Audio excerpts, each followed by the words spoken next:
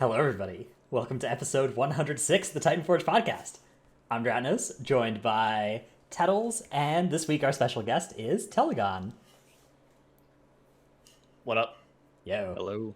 You may notice no Trell. Indeed, Trell is on a wilderness adventure. He is bicycling through the beautiful lands of Utah, and we hope he will be returned to us soon. So Safely what you're telling me is that bike actually gets used? Yeah, the bike in the background that's sometimes there, sometimes not, does get used for something. So you can take a look at his Twitter to see a very. Actually, let me see if I can pull it up. We will play the Play the clip. the clip of Troll on the on his bike. Hang on. Oh no. Yeah. This thing's legendary. Hang on. All right, I found it. This thing is legendary. Here we go. All right. Here, didn't even get hurt this trip. I'm ramping, he says. And here's, there he is. Because he's going down a ramp. There he is, Ramping. and- Oh, there he goes. You can hear him say "yeah" at the end as well, or somebody else. So cool. He's so cool. Yeah. So that's where our friend is this week.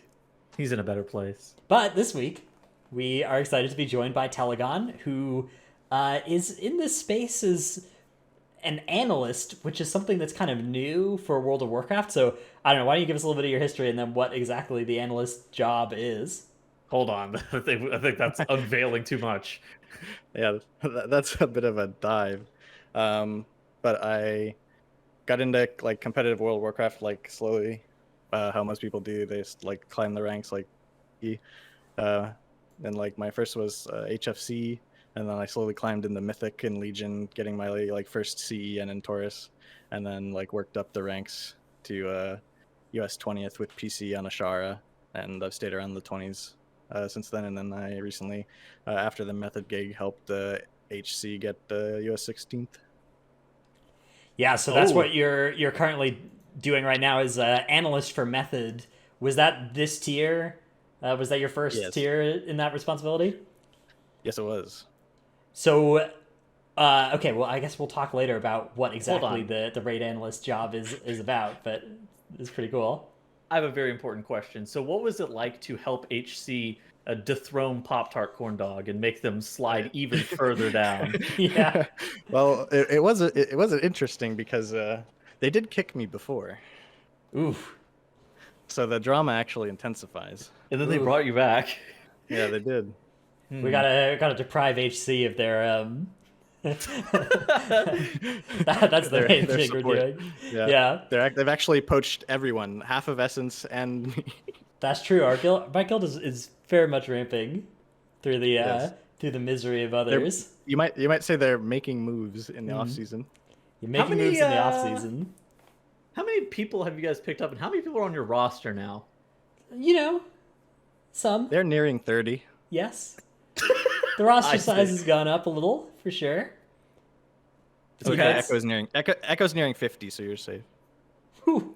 Are they really nearing 50? No, I'm memeing, but they do have a lot. Oh, I was like, holy. Well, I mean, I think Limit also has Limit like had 34 30. for a time. Yeah. Which, I mean, it's crazy. Some guilds are so big, but it's like that number's going down a little bit. Yeah, that's true. I mean, I think it's interesting because like the optimal raid size is an interesting. That's an interesting thing to think about. Like, because you don't want to get in this situation where you have like great people that are on your bench, but also The optimal kind of do. Optimal raid size is as many people as you can have. It's definitely a political discussion, right? It's like how many people can you afford to have? Right. When you add one person, that costs you like 3 people actually then quitting or whatever. Yeah. Yeah. All right. So yeah, this week we'll talk all about the Race to World First analyst job. But first, we have some 9.1.5 stuff to cover. Some business. Yeah, some business, which I guess, first off, let's talk about Legion Time Walking Mythic Plus, because Tettles, you and I have done every dungeon now, except for most of Neltharian's Lair, because we couldn't beat the first boss of Neltharian's Lair. But we've done all the other bits of the Legion M Plus. It happens to the best of us, of course. How have you been enjoying that? How did you find Legion Mythic Plus Time Walking? I think the nostalgia trip has been really good. I have thoroughly enjoyed the dungeons. Obviously, like I ran them a lot whenever they were current. and so they are pretty significant to me. I do really enjoy rerunning them again. The thing that I will say though is I feel like the Infernal fix, while it's not bad and it doesn't really feel out of place, it's just awkward that it doesn't give you anything or do anything outside of like summoning the mob. Right? It's just a mob that you have to fight that slows down your timer a lot. I don't know. What have you guys thought? Because I know Telegon has been like at least been paying attention to a lot of the Legion stuff. What do you think about the Infernal fix? I did 3 keys today. Let's go. And I have like a beef with like how Blizzard approaches like affixes. Ooh. I don't like how they're just like annoying and they don't usually give you anything, and they make my keys less fun. And I feel like that's exactly what I'm feeling. And when I click the little infernal button, I'm like, yeah, it's weird because like more mobs. I just pressed a button for more mobs. Yeah, I do feel like they could either be like, I don't know, more, because the way it works is that there's these mini boss beacons before 3 of the bosses in each dungeon, and if you don't fight them with the before the boss, they will pull when you pull the boss that they're in front of. And yeah, they don't give any count or anything. They just are there to mess your day up. I don't think they should give count though, because like if you look at Legion dungeon count, it's already, you get way too much, and you already have to do way too many skips to, like, that was a problem in that expansion. Yeah, I don't think that's a solution. Yeah, but I do think like a buff for killing them would be pretty neat. Yeah, something like that. I just want affixes that are not affixes. They're like interactive, but in a good way. You know, I want like, affixes that are not affixes. I want like a reason to interact with the mechanic that makes me like right. Besides just like you have progress through the dungeon in like a more fun way, right? Like some sort of like buff or something. I think like Awakened, the way that you like cool. traveled around to that. I prefer even like a more like overt buff, because like in Awaken you're like, okay, I sink a ton of time into killing this mob, but I get a free skip. Yeah. You know. All right. On that note, there have been some changes to some of the live affixes that are worth talking about, which are, here's the first one. Bolstering now has a 20-second duration. Let's fucking go! Yeah, this is oh my god. I think this is just fantastic news. This is the change you suggested, right? Yeah, this is the one I've been advocating for, so love to see that. It is, you're no longer going to be, it's no longer going to be possible for you to just like bolster something and then get in the spot where your correct move is to wipe and reset the pack, right? That is no longer going to be the correct play. Yeah. Instead, you just kite for 20 seconds, and I think that's a very fair punishment for messing up and like pulling something right at the end of a bolster pack or something. I do still think that structurally bolstering is not like a great design to fix. I think that I still am just opposed to the fact that it adds HP whenever you mess it up. I think that the adding damage part, it still makes sense to me. I think that like once mobs get bolstered to the point where it's not even worth your time to try to deal damage to them, you'd rather just like kite and wait out the 20 seconds and then just let the bolstering reset. That's going to feel, I think, pretty awkward. But I mean, it's kind of similar to a damage reduction though on it, right? Like it's just like, oh, your damage is now, 20% effective or whatever or 50% effective until the stacks are gone. I don't know. I'm pretty optimistic on this. I think that this is, like, a lot of people are like, oh, this won't change anything, but I actually think this changes a lot of like the worst case scenario for bolstering. I think it just moves it into being annoying, right? Like all the changes to the affixes bring them from being like, okay, I just don't want to log on this week, to being like, oh, this is annoying. I mean, I think you should have to play around the affixes, and like the affixes should make you play differently from week to week. I just think it should be less than the like binary, okay, now you've wiped bolstering situation. I think this makes it like very easy though, right? I don't think it makes it very easy. Like the worst case, right, is you bolster something and then you kite it for a little bit.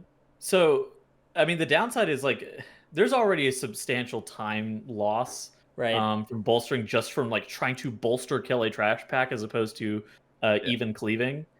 So like that by itself is normally like a pretty big time sink. It'll be interesting to see as well if people decide to start like just ignoring bolstering on some, like doing a pull where you're going to bolster something 20 times and then just planning to kite it. Freezing trap, walk away. I mean, Yeah. I think that's definitely the play, right? Maybe. I mean, You can just chain it into a new pack. And 20 seconds is not a price you can pay that many times per dungeon. But if it's like the time to run to another pack, Maybe, yeah. it's We'll not that see. bad. I think this is going to be very good for the affix, though. I think this is going to make it a lot better. Definitely more of a login week now. Well, whenever they add cringe things like random errant groundskeepers that will just run straight through the middle of your pull Love those. that have approximately 30% of the HP as the remainder of the pack, yeah. they should rethink bolstering. Well, like one stack of bolstering is never that bad, right? Like 15% Sure. or 20% health on a pack is, that's like an affix's worth of impact. Getting 20% health on a pack at the very beginning of the pull, though, is pretty stupid, I will say. It's 15 now as well. All right, don't hate it. Yeah. All right. Raging also nerfed down to 50% increase from 75. This was previously 100 as well. But they're chopping it down again, which I think is I guess fine. I think this is mostly the fact that Raging Fortified is back on the menu, and that was causing problems. It's weird because it doesn't address like the fundamental part of Raging where like you're forced to bring a Soothe for some dungeons because some mini boss or like random mobs you practically need a Soothe for, like Shards of Halkias or like the Angels and Spires and stuff like that. You have to have a Soothe for. But this is a good change. I do think that it's aimed at what exactly you said. And then Necrotic has been nerfed from 9 seconds to 6 seconds. Which is not the change that I would have made to this affix, but I also am much more optimistic on this than most people. I think 6 seconds is in this space where like it is very easy to drop a 6-second debuff, especially if just 2 seconds go by without you getting another stack, then like one AoE stun and you reset, right? Like that's I think this will make it very feasible to drop stacks with like any effort at all. Yeah. It removes the burden of like immobile tanks needing their group to carry them through it. Yeah, like you'll still need something to create some space between you and the pack, but it's not going to need to be like heavily coordinated. Yeah. Right, it's not going to be like 3 things. It's going to be one thing. Yeah, good change. But as they note here, another thing that is new this season is Fortified Necrotic combo. So that is something that has been kind of rough. Yeah, ultimately, unless they're going to rework Necrotic, like, this is a fine change. I'm optimistic again on this. More optimistic than, like, the response I've seen on this that seems to think it's pretty unimpactful. I think that this, like, as a tank, I think this will be a way easier way to... This will offer you so many more spots to drop the stacks. And also, like, on boss fights, you're just going to drop stacks all the time randomly now. Well, I mean, on boss fights, you already... Like, it was never a problem on boss fights, yeah. Yeah, you get stacks applied every other hit on bosses. But, like, this is actually, like, 1 AoE stun, and your stacks are gone, basically. 2 AoE stuns. 1.5. Yeah. If you stand still, yeah. Yeah.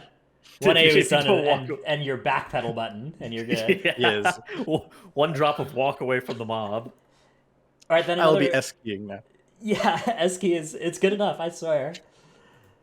One other thing coming with the 9.1.5 is the Mage Tower, which they have confirmed. It's been data mined for like a week and a bit, but they've confirmed it, and there's a couple of key points here. One is that we're tuning the encounters and time walking to normalize player power with the intention of providing a meaningful level of difficulty to current players. Cool. So... they're tuning to normalize player power. I don't know what that means, but maybe that means we're getting scaled. I think it's probably the same thing like the Legion Time Walking. So for Legion Time Walking Mythic Plus, everybody thought that we were going to be scaled down to the Legion levels, when in reality that is not the case. The Legion dungeons have been scaled up to our power. Right. So yeah, this will be interesting to see what exactly this means. I had initially read this as like they will be not based on our gear at all, but maybe that's not what this means. It doesn't actually say that very explicitly.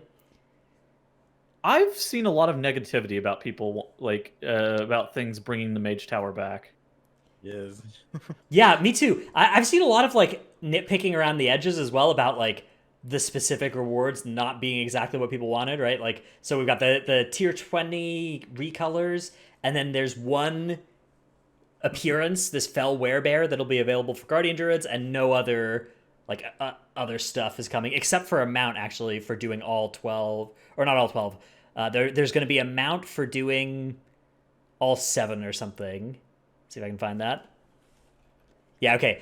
Players who complete all 7 challenges on different characters across their Battle.net account will be rewarded with a unique flying mount as well, which I think is cool. I don't know. I feel like there's a large amount of people that were going to complain no matter what rewards they chose for this. Like I don't know. Yeah. They couldn't win, right? Yeah. No.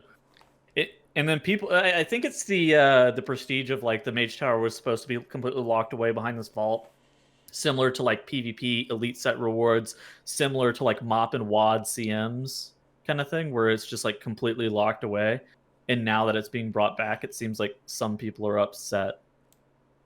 Yeah, I had all the appearances, and I would have been fine with them just bringing them back and letting people get them again. I'm fine with them not doing it. Like, yeah. I have a lot of these tier 20 mythic sets, and I'm fine with recolors being added for them. And I don't know. I feel like there's a lot of people that are in one of 2 camps, both of which I think are pretty bad. One camp is like, they look at what they have, and it's like, okay, well, I have a tier 20 set, and I don't have an artifact appearance from Mage Tower, so like I'm mad about this, or vice versa. And then the other set is like people who are just actually just going to complain about it regardless of what Blizzard chose to associate with the rewards here. I don't know. I don't know if it's just me, but it from what I've seen on Twitter and Twitch chat, that has been a thread that at least I think is going on quite a bit. It's just so weird. I mean, I like more prestigious rewards. I think that it would have been fine. I think that Blizzard was in a no-win situation. Yeah. Very similar. But like, I think these recolors look pretty cool. I think the Fell Werebear thing looks pretty cool. I think the storing spell tome sounds like a cool idea. Like, show the monk mount, or show the monk transmog. The monk transmog, you know. But everybody needs a nice nice climb transmog. Everyone needs a Cheeto bag in their transmog. Dude, this is actually just the monk tier 20, and somebody spilled Cheeto dust on it. That's what happened.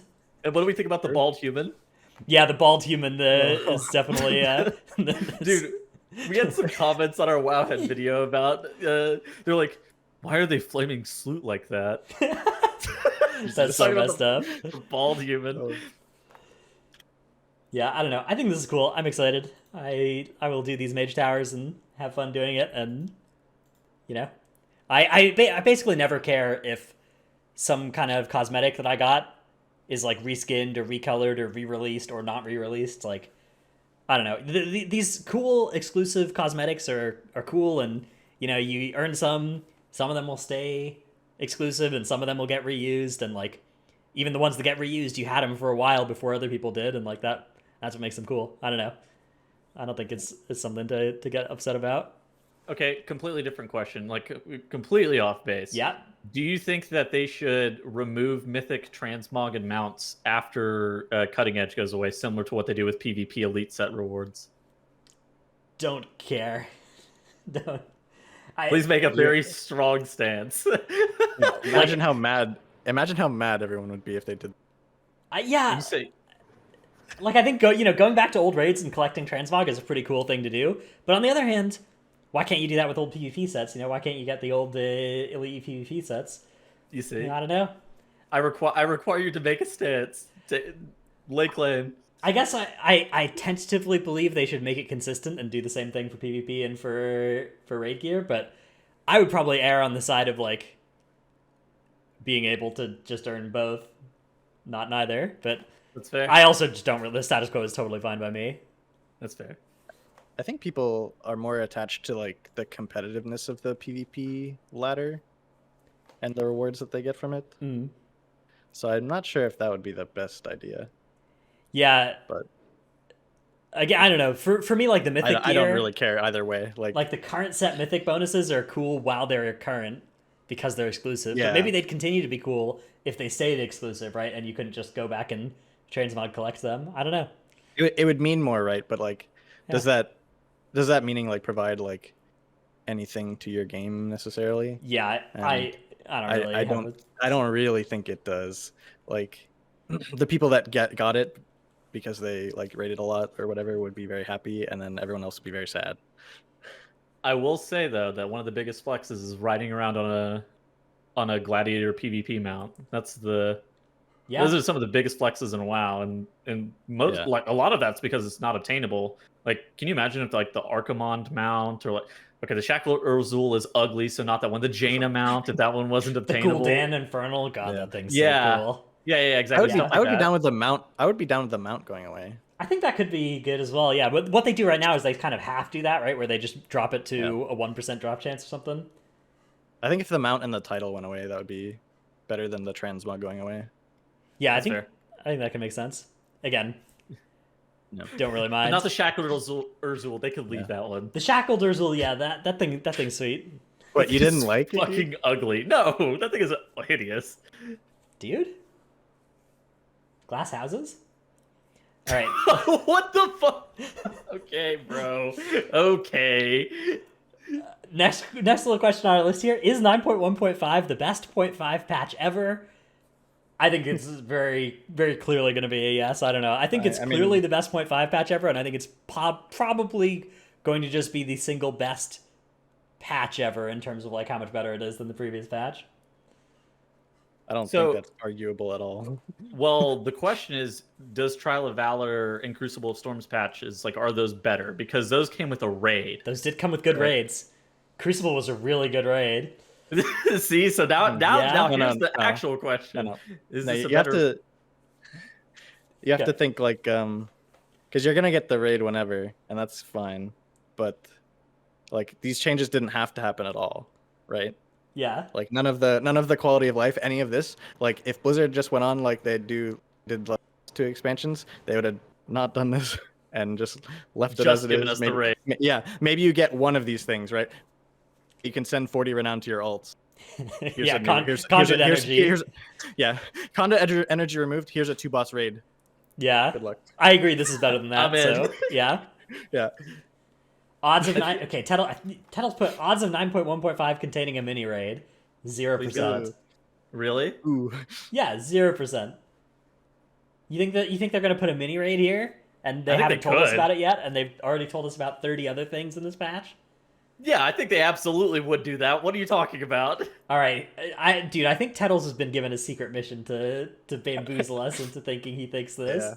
Bro, they would... Ian's in they his would- back pocket. Jo- We'll see. Johnny gives us these secret missions to trick each other. Oh, into no, things. this is a secret mission. This is my guess. This is a $50 There's secret no way mission. this is an authentic belief being held here. I don't know if I necessarily believe that. I believe that they could. No shot. All right, what's the format? How many bosses? I don't know. 3. No shot. No shot. That's an aggressive claim. I would bet 1,000 to 1 against there being a mini raid next Okay. match. I will take these odds. All right. $3. $3 to $1,000 for $3,000. Yeah, I'm in. I guess. $5 actually. Take it or leave it. Do I want Final five offer. free dollars? Or have to pay 5,000. All right, let's move on to tip of the week. My tip of the week is a pretty cool site I just saw on the competitive WoW subreddit, which I put it in the notes as well, Tuttles, if you want to like post it in chat. But this is a pretty cool little. So this analyzes relevant spells on an encounter timeline from the top 50 parses of that spec on each fight. So for instance, if you want to know how to like space out your what's a good example of this? Like space out your Ellie Shaman cooldowns on Fate Scribe. You know, you go and you click Elemental Shaman, and then you go up and you click Fate Scribe, and you could see like where all the Ellie Shamans. Okay, you know, everybody who's parsing well is Stormkeepering the. I guess they probably pre-pull Ads. Stormkeeper and then they Stormkeeper The up.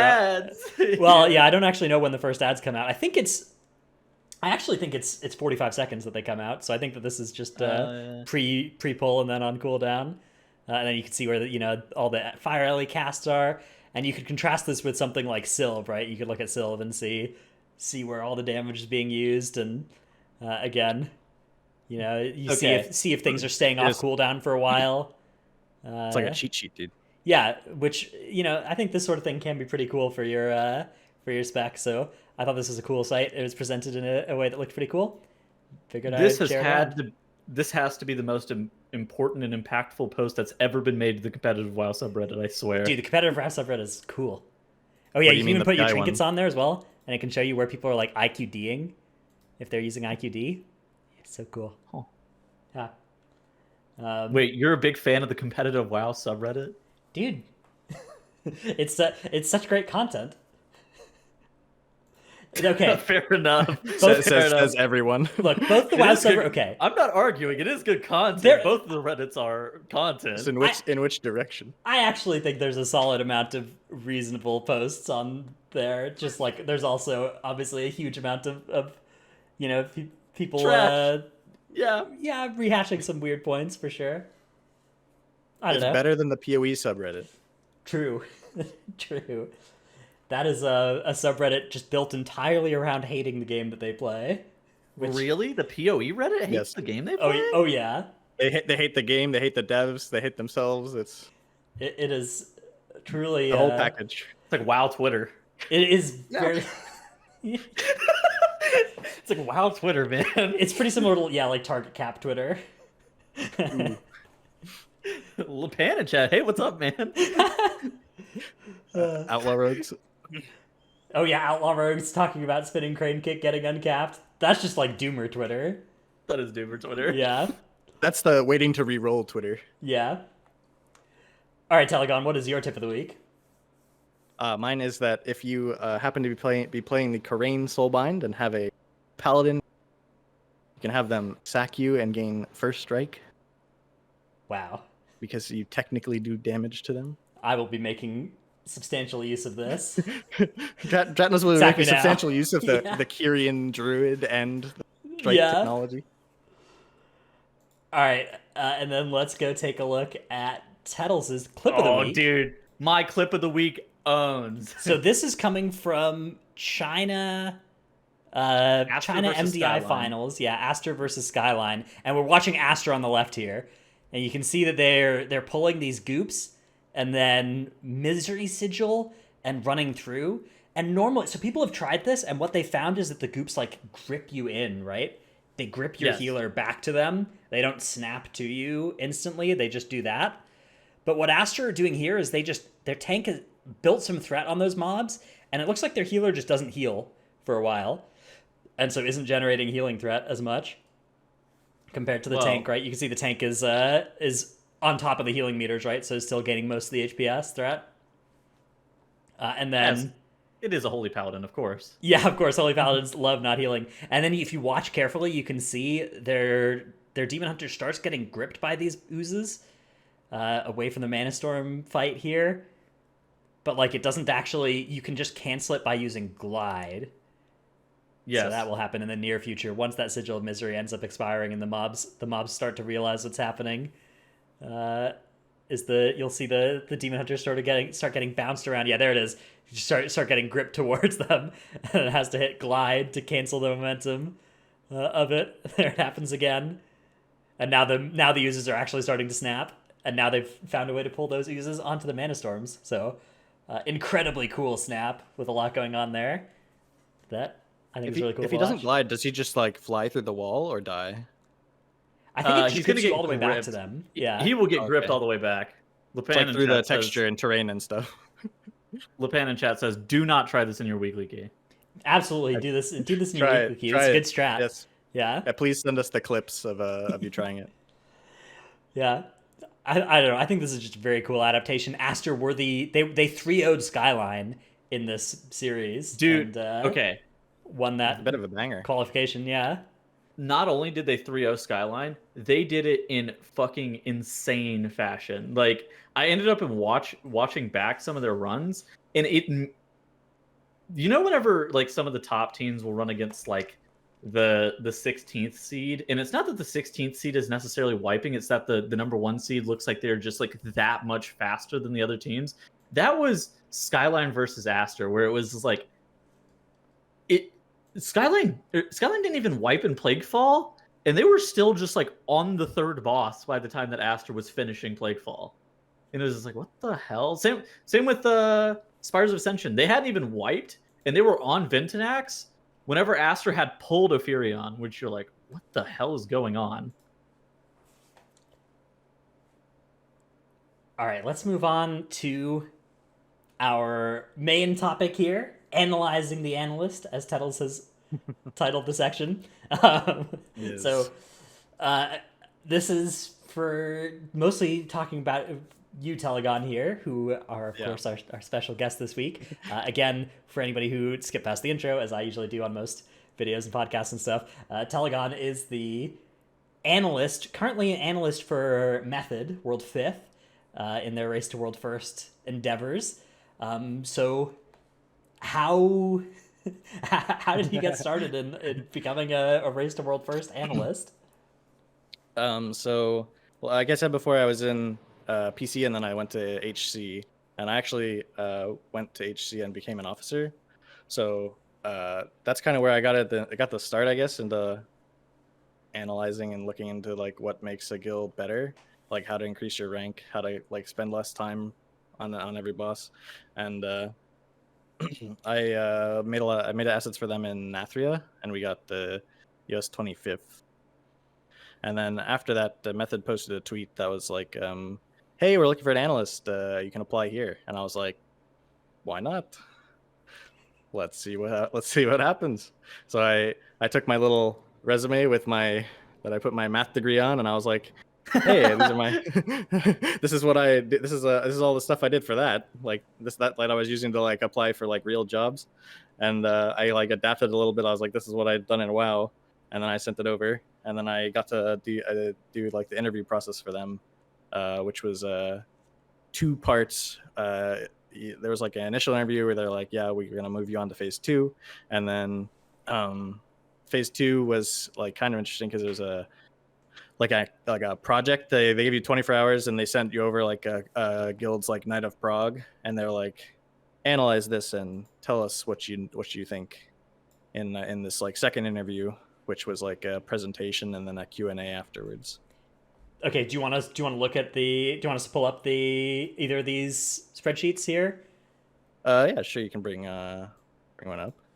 Okay. The first one is like I sent over after the tier first list, of course. yeah, after the first interview, he Biff, who's the raid leader of Method, asked me like what I thought of different specs and like for different damage profiles. He like hit me with like 3 questions, and I was like totally yelled it. I was like, "This is what I think," and I was like, I didn't feel very confident in that answer, so I like sent over this document that I like looked through like all the logs and stuff, and I was like, "Well, this is what I actually think if I take the time to like dig through it a bit." And then he emailed me back with like the "want you to participate in phase 2," and then the other document is like the basically everything I did for the like 24-hour project. Okay. So what is in here? What is all this? Yeah. So he sent me a log of a guild that was wiping at during phase 2 of Denathrius, and they were like getting to like the 3rd phase by the end of the night, but like their DPS was like really bad. So I like basically just aggregated all the data from the logs, did like a play-by-play of what was happening using the replay, and I made fixed all their assignments and their cooldown usage and put all that in the document basically. Okay, so this phase 1 timing is like this phase 2 timings is all these timings are like this is not what they were doing, but this is what you're like assigning for them to do? That's what they should do. And like if they have, so there was a weird thing on Denathrius where with certain cooldown timings you had to hold them at the end of phase 2 so that you would get 2 use. Yeah. So that was most of it. And then their Ashen timings were really bad, and their tanks they were like overlapping Ashens and some other it was not a very good guild that they had me analyze, but so play me to get Dude, their names are on the picture. He's so messed up. He's just, you can't tell. He just grabbed some like whatever. But their names are on the picture. This is so messed up. Yeah. Any guild that can pull a Mythic Sire Denathrius is a good guild in my book. Yeah. That boss is hard. Well, if you can find what guild that was, then good on you, I guess. Their names are on there. Dude, You just find it. type in their name to Raider.io, you can find the guild. I'm Telegon's sure. so toxic, so messed up. So okay, how do you go about figuring out like where these cooldowns should be used? So I guess you get the Okay, so- logs, and then what's the process of doing all this? Just to point out, like the reason I said they weren't very good is because like they're making mistakes that aren't like Right, so it's like a relevant. different type of Right. mistake than you're So, expecting out of a yeah, Race to World so, First like, team. I'm not going to be telling a world first rate like a team that their prot paladin like is doing something like really dumb like it was just like very irrelevant mistakes like you're turning your back and getting hit by the boss, or like you're not doing the like boss movement correctly, or Yeah, nobody would ever do that on Sire as a tank. Never. yeah, no one would ever do that. No tank in has the top ever field. been meleeed in the back by Sire Denathrius. Yeah. Yeah, that would never happen. And your holy paladin would never ashen on a side that you immediately move out of.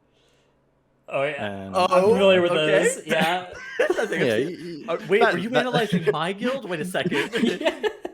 Wait a second. Yeah. Holy shit. and then not potting and like not using like defensives at all and stuff like that. It's like the stuff that I found and like put in the doc, but it was like, yeah, that's like pretty like that's not You don't very expect to revealing. find those in the Race to World Yeah. First setting. When you Yeah. ended up actually doing analysis for them later on, did you end up finding those sorts of mistakes at all in the in the, He smiles. sanctum? He smiles and He awkwardly did, he laughs as definitely the did. answer is yes. Okay, so when you watch a guild like full time from the outside with every POV, you are aware of every mistake they make because they're making it in front of you. So, yes, but that wasn't like a meaningful like pipeline for me. Like if I noticed something that was like very bad, I would communicate it, or like something that I like was like it's not like a silly mistake. It's like something that they didn't think of, Right. but they should have thought of, right? So it's like, hey, I'll just DM them over. Like, hey, if you use the monk port here, you can get over the balls. Like if you pre-place it, and you know. Yeah. It's You're, not like- you're not there. You're not there to criticize individual Yeah, mistakes. I'm not there to like flame you in the middle of the raid. Like, hey, bro, you didn't help, but you had it up. What are you doing? Like, Yeah, you're there to like break down whether or not they should drop it on 1-1-2-2-3-3, like what tile on Painsmith would be optimal versus like not dropping that tank Dude, I spike think- there, how to use bops and whatnot. Yeah. yeah. You Well, just so actually during the race, it was honestly not much of that either, because I spent most of my time after like the initial like, day Echo and Limit, and just being like, okay, I'll be taking this. so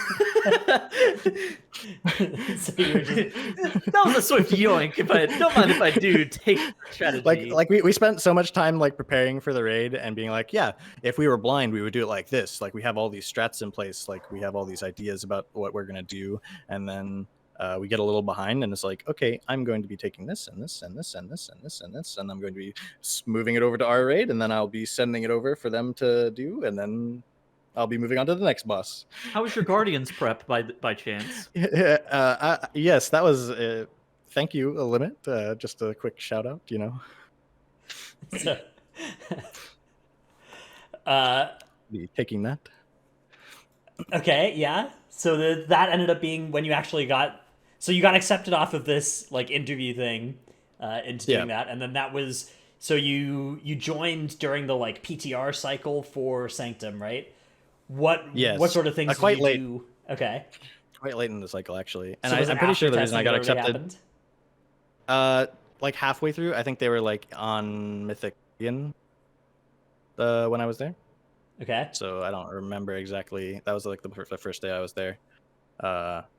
And during PTR, I recorded some POVs, and I like made notes of other guilds sometimes when we had a POV, and then I looked at the testing logs that were public. Okay.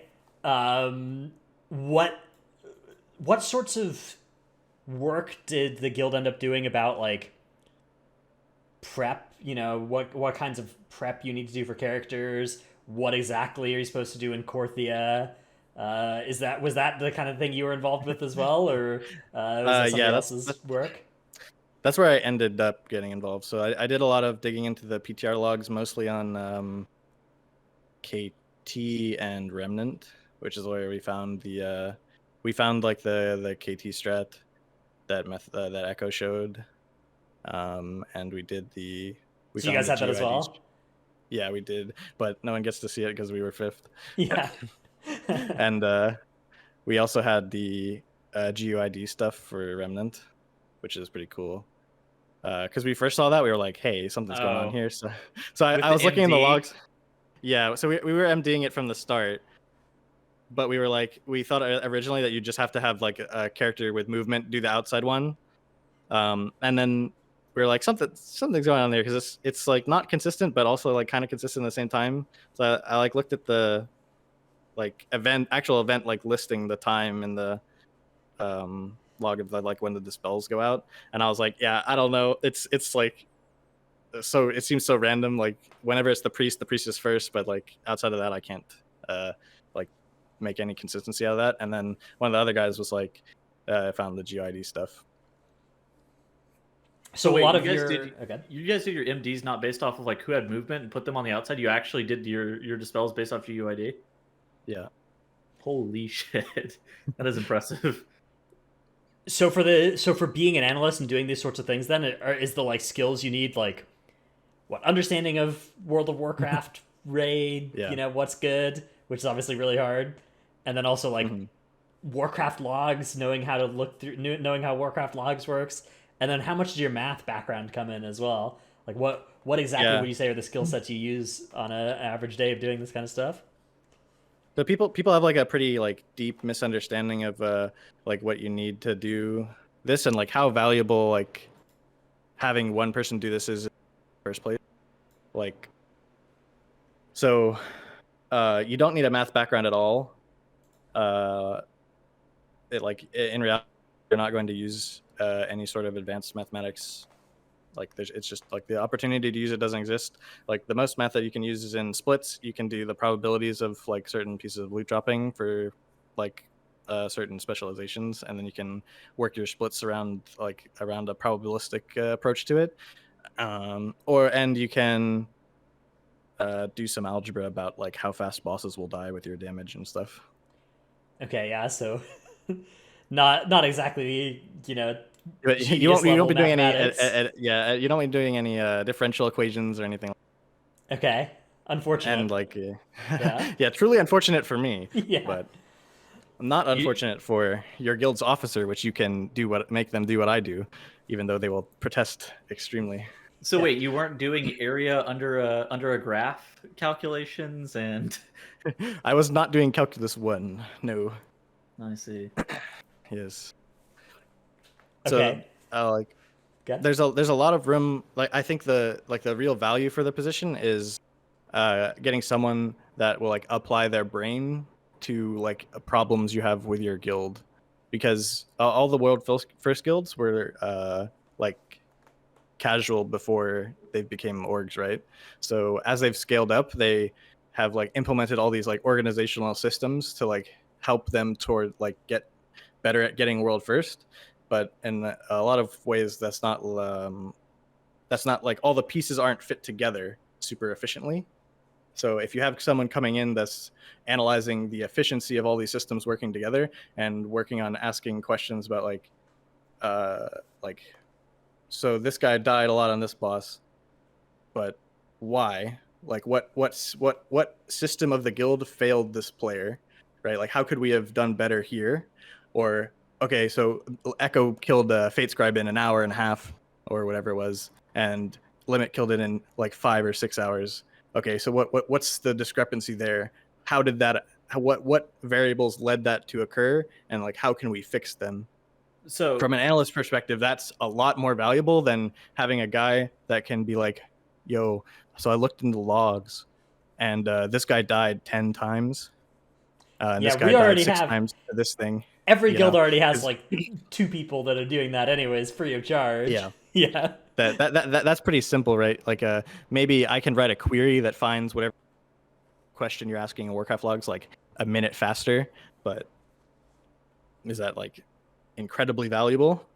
So how is this different if you're like in first place the whole entire time and there's very minimal information shown? Like how do you think that this would be different? You said, how is it when you're in first place and there's very minimal information shared? Yeah, how do you think it would be different? So yeah, my job was entirely different from someone like Misery or the Echo analyst or limit analysts, right? Where you don't have anything else to look at. You have to have all the assets that you need before you go in, right? And then maybe you're doing some stuff like during the actual boss progress, but most of the work for the analyst in those guilds is before, and then a lot during with splits if that's something they're working on, and then maybe like some intense stuff in the actual boss, and then a lot with post-tier review if you're actually using them correctly, right? So for a guild like Echo, you're maybe watching Limited a little bit, but that wasn't too relevant this tier, and that's during the race, but the brunt of it is before. So like with Sims, there's like an action priority list, right? For like your approach to a boss during testing is like a huge APL where you figure out the abilities, right? And then you figure out the timers, and then you figure out like, okay, what are the strats to figure out like how do we beat the boss, and then how do you cheese the boss, and then what comp can we bring to cheese the boss, or what comp do we need to bring, like how liberal can we be with our comp, like keeping in mind like this is what we might want to bring to the later boss, right? And then once you have all that and you have like this whole package of the boss like wrapped up in a unpresentable way, then you have to find a way to present it to your raiders, right? Because and that's a huge aspect. The Sylvanas woe stack analysis, is this relevant here? That is not something you'd present to your raiders, but it's good context. Yeah. Okay. It is not useful for raiders. Yeah. I started looking at this, and then I started scrolling, and I was like, "Holy shit! So this is actually so useless." When would something? First off, what are we looking at here? Yeah. And second off, when would something like this be created? And for those who are just listening and not watching on video, this is just a spreadsheet of like domination arrows and player and damage calcs and stuff for Sylvanas. So during PTR, right, you're looking through the Mythic Sylvanas journal, and you're like, oh, in phase 1, I see there's this new mechanic called Woe, right? Mm-hmm. And so every time you clear a stack or get chained to an arrow, you get a stack of Woe. And it's like, okay, does this much damage? Does this per stack? And there's like some ambiguity about whether like it counts the first stack in like the damage calculation or whatever. So I was like, well, we don't know how many arrows there are going to be on Mythic. So this was like the week before the race. I was like, I didn't really have like anything else to do. So I was like, okay, I'll dig into this because I didn't really have any direction at the time. So I spent my time doing the math on every amount of arrows and like every way the damage can be calculated, with like calculating the first stack or not. And then like how many waves of arrows. So it gets and this is assuming that you don't have any like unnecessary duplicates, right? Like so you have your like first 20 players soak, and then you have your next so there's no like unnecessary overlaps. So this is like the best case scenario, the soak amount or the woe stack amount that happens like when they explode. And so this is calculated for between 7 and 20 different arrows per wave, because of course we didn't know how many there would be on Mythic. 7 and 20, by the way. Yeah, if we got 20, then it would be quite a lot of damage by the 4th set for sure. Yeah, I decided that there's no way there's going to be less than 7 because that was the heroic number or for whatever we were testing. So I didn't bother with the first ones. And then basically this whole spreadsheet is meaningless and you should never show it to anyone. Okay.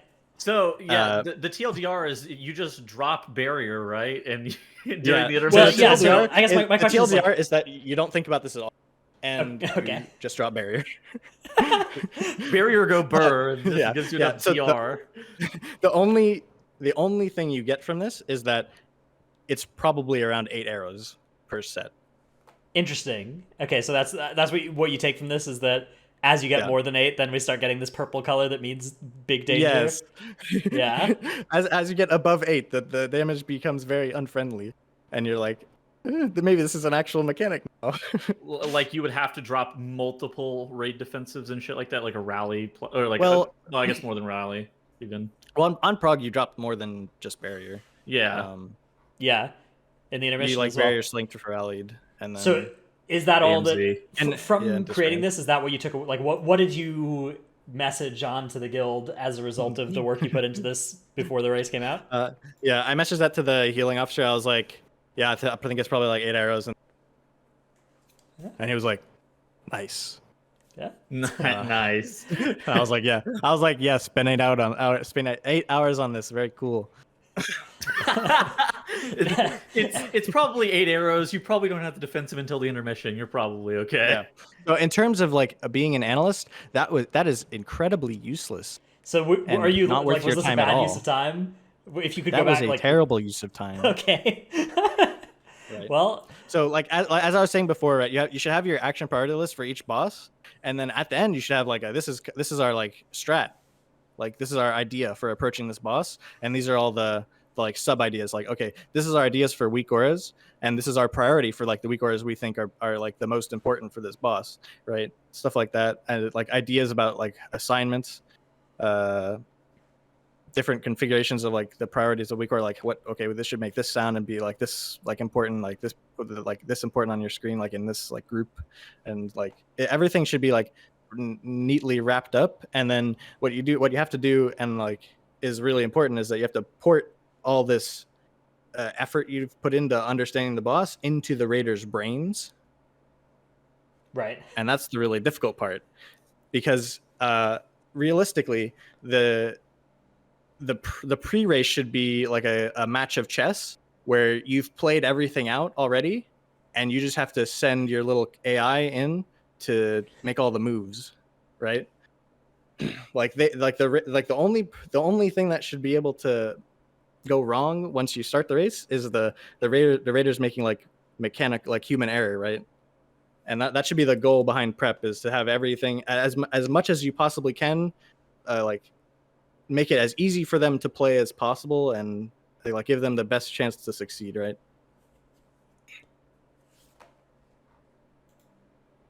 All right. Let's see. What should we talk about next? Tuttles, any direction where to go to now? We can talk about common misconceptions. I think that's it. I think Okay. that's a pretty interesting Yeah, one. we talked a little bit about that. It was like Yeah. a Warcraft logs, look at the basically the the deaths page where you just look at like who died first. Yeah. And just regurgitating that information at your raid. Is there any other common misconceptions about what sort of things are useful to do as an analyst? And also, I guess if this was scaled down to not like a job, but just somebody in their guild trying to make their guild do better. Just what I did. What I did for HC, like for instance. Right. Yeah. Yeah. So the misconception is like so this started with Bubba Dub, right? He was like the first analyst.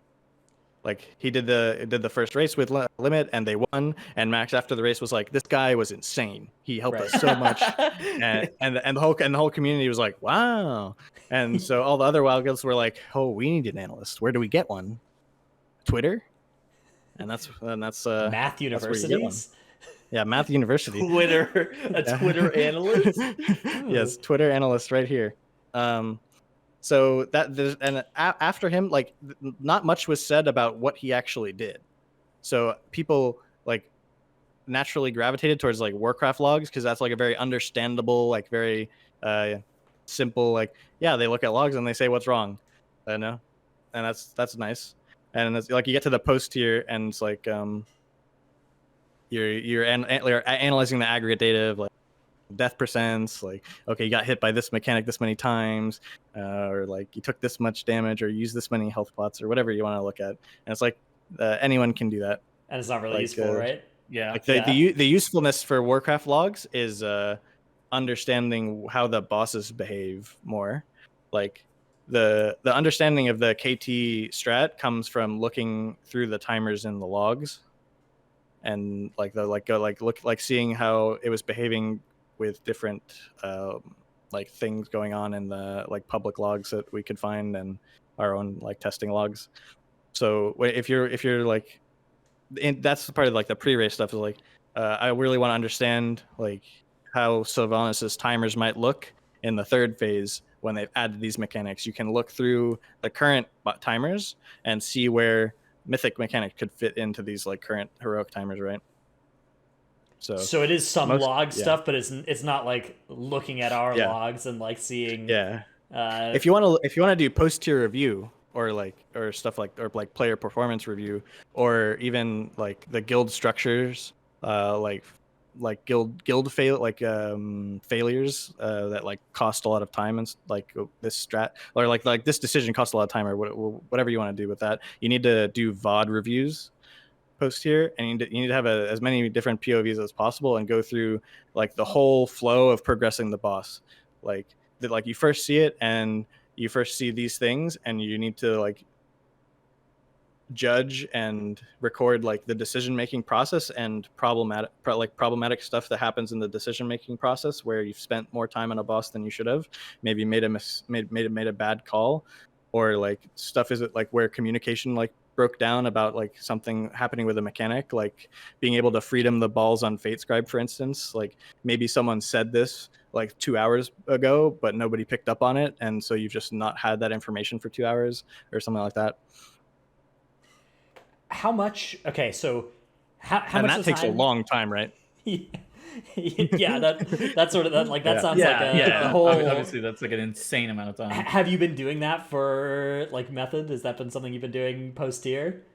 Any of that kind of I work? have not. I have not been doing that for Method. Okay, but it is something that could be done. The best. Yeah, that is the best approach to improving your like providing like they talk about it in the data analyst world, like meaningful. Meaningful what? Sorry, You're going lost you there. meaningful insights. Insights. Okay. Yeah.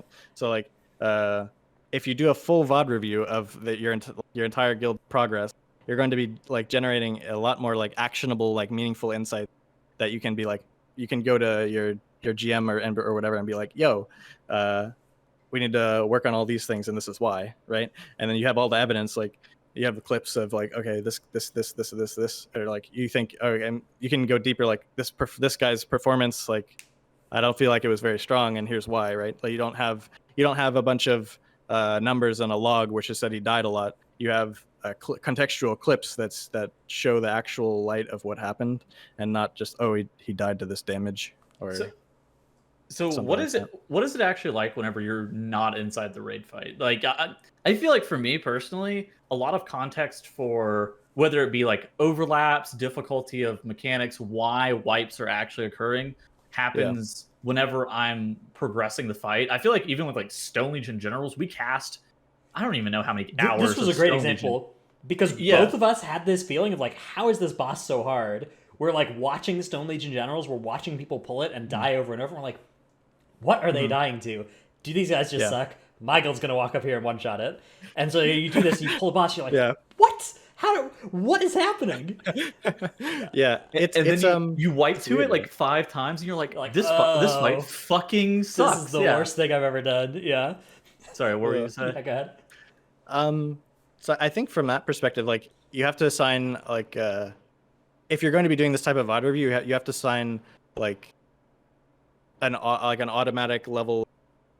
Yeah, you have to go into it with a certain mindset, and that mindset is what could have been done to prevent this from happening, right? Right. So it's like, less like you see this guy run it down, and you're like, okay, why did that happen? Is there like a meaningful answer to why this occurred? Like how this like is there anything that could have been done to like prevent this guy from walking into this orb or whatever? Yeah, like, knowing what we knew. Whatever then mistake as well, right? you have, right? Yeah. Yeah. So you have to, and you have the context of like having the voice comms as well. So is it? With those two things together specifically, you can kind of dissect the mistakes more easily, knowing what their current thoughts about the strat and the boss are versus this guy running into an orb or whatever mistake has occurred.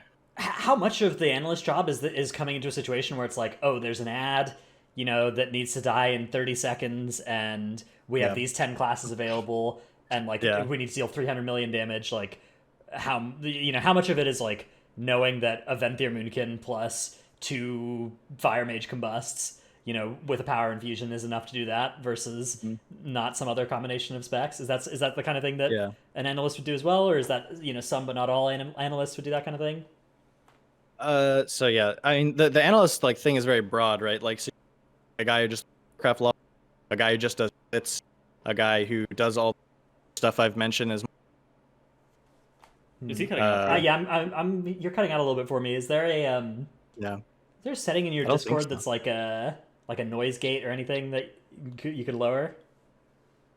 I can put it on push to talk for you. Oh, sure, yeah, That'll just work. hold that down. That'll work. That also works. Yeah, I think it's just voice activity being detecting not enough. Anyways, go ahead. Sorry. Okay, so where were we? How is the figuring out all the numbers from how much an arcane mage does on a certain target with a certain amount of health? Yeah, so like I don't think it's very important to know like exactly how much damage it is, like the range, the RNG range of like an arcane Right. mage and their cooldowns, right? But you should have like a general idea of like how much damage in their cooldowns like people are going to do, right? Because I think though that the timing is probably more important in especially it was on Sylve, right? Like So understanding oh, this is a spec that operates on a 2-minute cooldown basis, and this is yeah, how so efficient they like are on multi-target versus AOE or versus single target. the big thing on well, a good example on Sylvanas is like Moonkins, right? Uh, where you desync them for the chains at the end of P1, and then they become desynced for the rest of the fight, but they still get all their damage in, and it's all like very useful. But like maybe someone who's not an analyst or like doesn't think about it too much is like, okay, Venter Moonkin, their damage slaps. I want them to be doing all the burn phases, and then you realize that can't happen because the burn phases aren't 3 minutes apart. Right. So you're only going to get one burn phase anyways. So Yeah. Yeah, so you're like, how do I use this damage efficiently? Like, do I need 4 Ventir Moonkins on the chains at the end of P1? You know, Do you like think you had a good grasp of like what all specs did coming into the raid this year? Because like obviously you said that you had to go and yeah, do some fucking research on yeah. all this stuff. I would say more standout profiles I did, like Ventir Moonkins. I didn't know much at all about Convoke because we ran with Ventir. how Big about how much argument of that there. choice? Yeah, how much of that choice or argument did you participate in the Moonkin Covenant wars? I did not take a very alpha stance in this progress on anything. So, but my official opinion is that Ventir is a large int. Interesting. Okay, Venthier's an int. There, you heard Yes. it here once again. He's wrong. Once again, Tettle's so it's mad. and here's why is like it's the risk versus reward is unnecessary, right? If you can kill the boss with a Convoke Moonkin, then you don't need the Ventir Moonkin because And the indeed, it was inherent done risk there first is reset with Night Fae Moonkin. So the inherent risk there is too much, and then the fight also favors the off healing from Convoke heavily. yeah, if anybody wants to hear Tettle's losing this argument again, there's also a video over on GG WoW of him just getting smacked down in a debate on this issue as well. So I'm not do go debating check somebody on that the out. podcast about this. You're wrong, Yeah. though. That's all I'm gonna say. All right. Anyways, moving on. Do you think a 21st man like and an analyst? Do you think that those are like required positions for the Race World First like scenario now? Obviously, it's changed a lot over the past couple of years. Do you think a guild Yeah. could get away with like not having these things, the 21st man or the analyst? I do not think a guild can get away with not having a 21st man If they're going for world first, right? if they're going for world first. I think Okay. it becomes more lenient the lower you go. Like I think the world like 5th through 10th guild could probably get away with no 21st man. But it's hard. It makes it harder, right? Whenever you have your raid leader in the raid, it's more difficult than being outside. So it's like unnecessary to even bother with. And then I do think there's like it's a big range of usefulness, right? Like if your 21st man is insane, like the value goes through the roof. But if they're just reading off the bigwigs, and it's like, well, that's better than being inside the raid, but it's not like massively valuable. And it's like it's better, but not insane. And then the 22nd man, I assume, is referring to like having a healing officer doing like just healing calls, Yeah. which I think is again better than having him inside the raid. But there's like a lot of discrepancy about this. because they feel like they're out of touch with the what's the actual raid frames is what they've said to me. Sure. And and I don't know, maybe maybe that's the case. It obviously is for them, but I think that's something that is super hard, is like being out of touch with what is actively going on with the fight. Not even just from like a healing perspective, but Yeah. even from like the raid leading perspective. Because if you're raid leading and you're inside the raid and you want to turn your you want to spin your camera and look at something really quick, you just spin your camera and look. However, if you're watching somebody else's POV, you can't always get that in real time. That was a huge gripe for Biff, was that he couldn't move his camera. Yeah. All right, well, this has been It's very good. Yeah. There's a huge bucket of skills that you have to develop to be like effective outside the raid, which is very, very challenging. And so ultimately, at the end of the day, it's coming down to like, we're trying to clear this raid in as little time as possible, right? Yes. Which it all comes down to efficiency, and then because it is a race, right? Yeah. So time optimization, doing stuff like splits optimizing, all that kind of stuff. Does that all fit into the set of things that you take care of? Yeah, I'd consider the role like in like the best form is a more of like a problem solver that asks questions and is like, okay, well, this is what I think we should do better, and this is how I think we should do it, right? And they just apply themselves to whatever they can find, basically. All right, well, this has been a very interesting discussion. Thanks for sharing all of this. Excuse me, knowledge. Very cool. Let's see. We've got a couple of Q&A questions to get to, but first, we have to thank our supporters over at the Patreon. They are Paulitoad is Allergice H2O. I don't know what that means, or if I'm pronouncing that at all right, but there you go. Kumcubine of ES Tichondrius. If the devs are handing out comeback candy, can we get Great Vault Can't Give Me Loot I'm already wearing unless it's a second one-handed weapon next? Will Tettles make it through one broadcast without being roasted, or is he doomed to forever be KFC? Ja, Dratnos' Dino Pillow, Chromed, Trekkie, Never Nude, Chewy, that guy on Dratnos' podcast. Delete dude, the worst timeline is that shit. Whatever. Delete _ gaming, still impacted by flood. Thanks for your continued patience and see you on stream hopefully soon. Hopefully we'll be back on air in about 2 weeks. Thanks and stay safe, everyone. It's not AMZ, it's AMZ. Salty Senny, Necris, Tank Dill, Nevuk, Brad Ceratops, Sin Mora. Eevee keeps dying to Slappy Hands in Mythic Plus. Take Blood to the Protector and Frenzied Regen off the GCD. No Trick, I scheduled a Tettles Flame. Diemat. Instead of walking to raid, I glide, die, and release to raid. Loser the Rogue. Nyx. For 9.1.5, can we get a Blues Clues episode where Steve teaches us raid mechanics? Did you guys see that tweet? Yes. Yeah, I guess everybody did. That went very with viral. With Steve. Yeah, that tweet. Gallic, Brusive, Dratnos Rods Abyss. Blast Keys, don't deplete, give your healer time to drink. M-Sanity, Xena, We Are Praying Hanny will pump in 9.1. Rogue is now good enough for Prog, but still bad enough to be sat for SLG, bless up. Red Color, youtube.com/workbringer. Walking Atlas had 2222 dungeon score, but is 9 out of 10 heroic. Ahara of US Proudmore. KOZ's mythic team is trash cans and not trash cans. Alphabet Soup, Druid Friends of Evolved Gaming. Number 1 Simski for Trelsky. Hope Trells is doing okay out there. Hope he's not lost in the wilderness. He probably crashed his bike. Hope he finds his way home. Lolari, Lurka up to the degree of difficulty this week by making 2 butt pulls during a single pull, claiming it's not fun unless you get an unexpected plague rock. True. H. Miller, Milk. Narnar, the Marsh Hare. Soji is the number 1 little green man on US Thrall. That one dude RP walking in Arathi Base and Comstomp.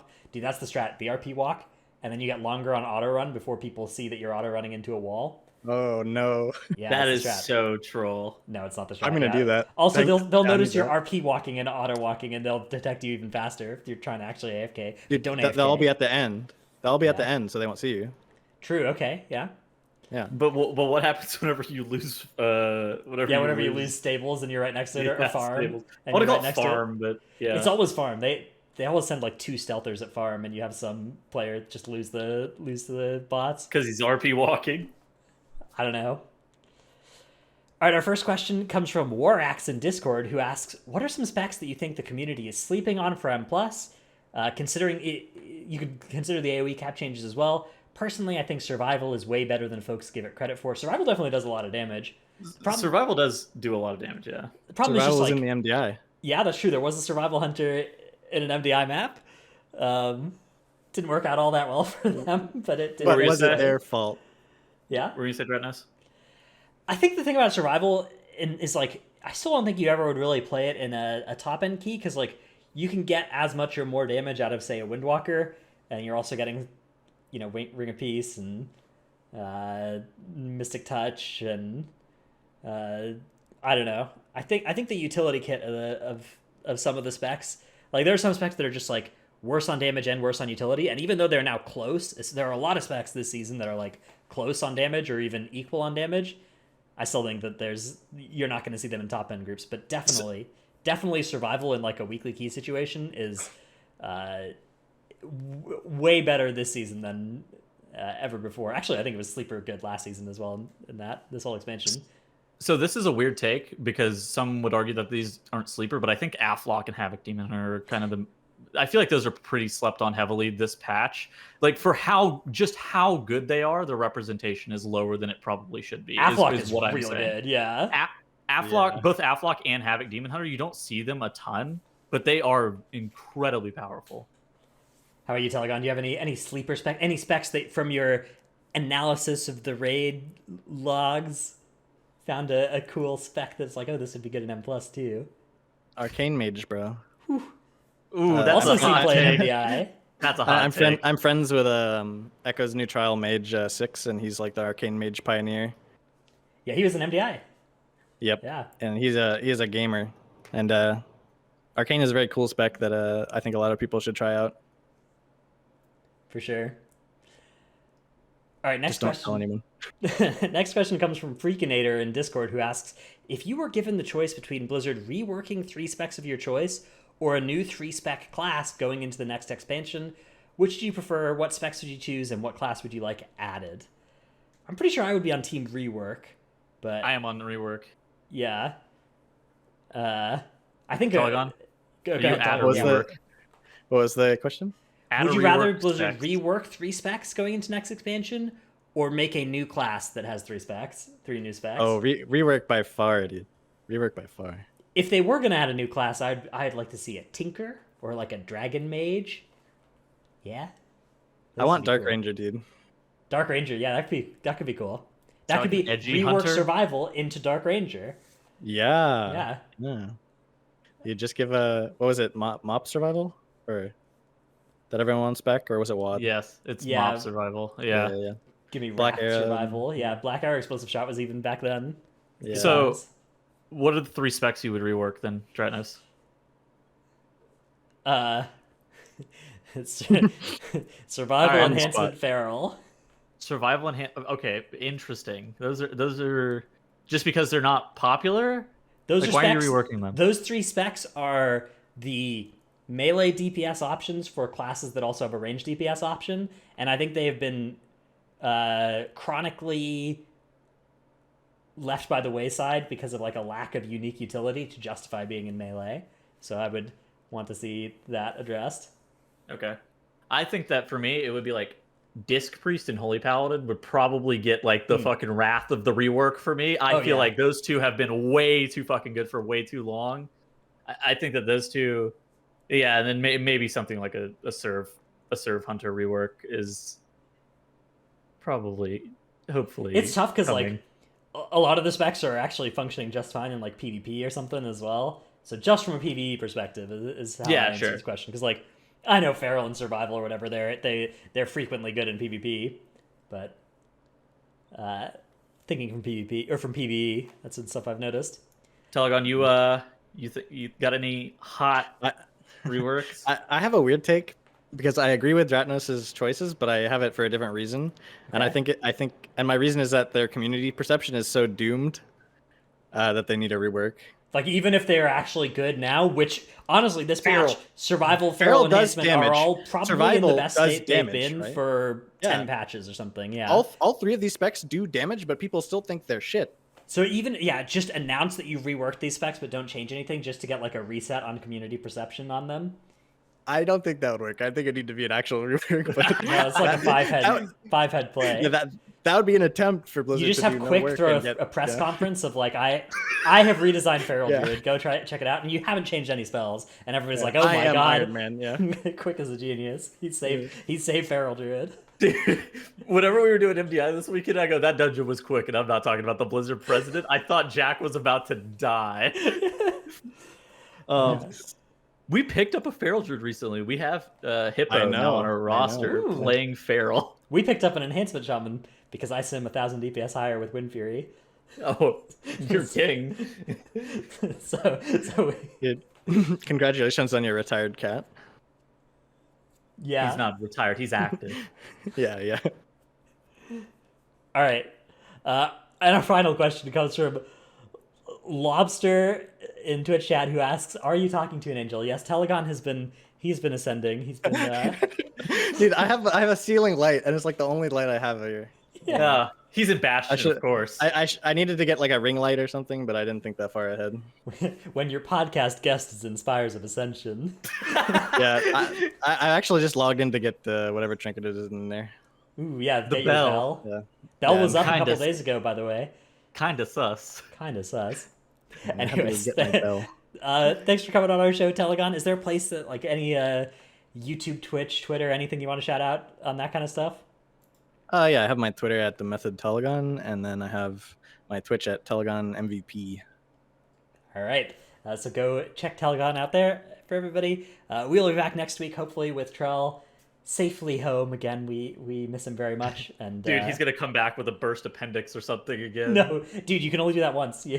And They put the appendix back in after they were done messing with it last time. That'd be pretty troll. Look at us. All right. Bye, everybody. Later. Bye.